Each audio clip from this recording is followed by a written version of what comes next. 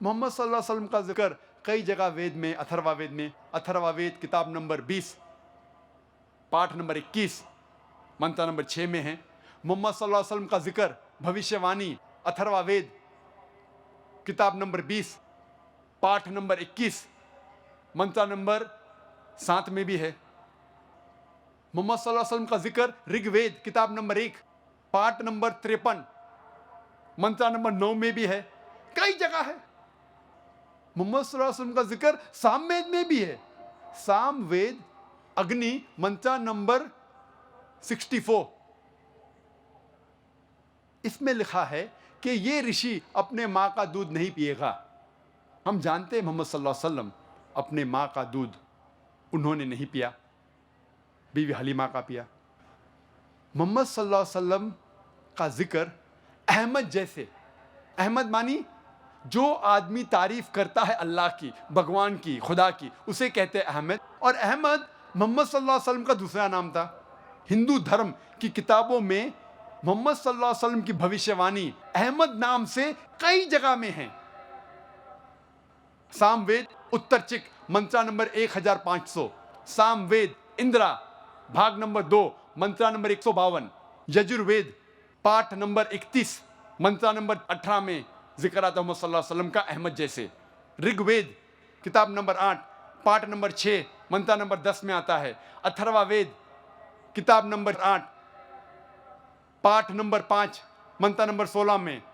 अथर्ववेद किताब नंबर 20 पाठ नंबर 126 मंत्र नंबर 14 में। कई जगह पे मोहम्मद सल्लल्लाहु अलैहि वसल्लम की भविष्यवाणी है अहमद नाम से। मोहम्मद सल्लल्लाहु अलैहि वसल्लम की भविष्यवाणी हिंदू धर्म की किताबों में नरशंसा जैसे कई जगह है। जैसे मैंने कहा था, नरशंसा की मानी है नर, जिसका मतलब है आदमी। शंसा मतलब प्रशंसा के लायक, तारीफ के लायक। नरशंसा मतलब वो आदमी जो तारीफ के लायक। और मोहम्मद की मानी भी है वो आदमी जो तारीफ के लायक। तो मोहम्मद सल्लल्लाहु अलैहि वसल्लम की भविष्यवाणी, उनका नाम मोहम्मद सल्लल्लाहु अलैहि वसल्लम जैसे हिंदू धर्म की किताबों में कई जगह लिखा है।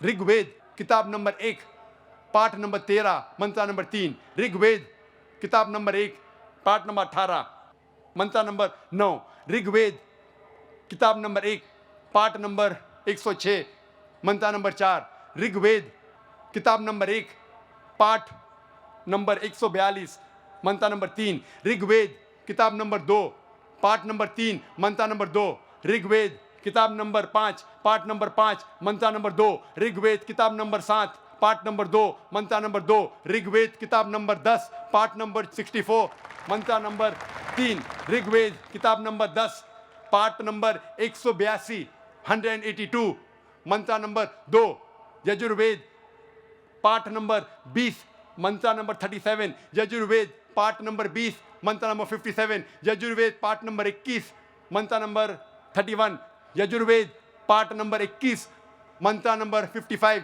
यजुर्वेद पाठ नंबर 28 मंत्र नंबर 2, यजुर्वेद पाठ नंबर 28 मंत्र नंबर 19, यजुर्वेद पाठ नंबर 28 मंत्र नंबर 42।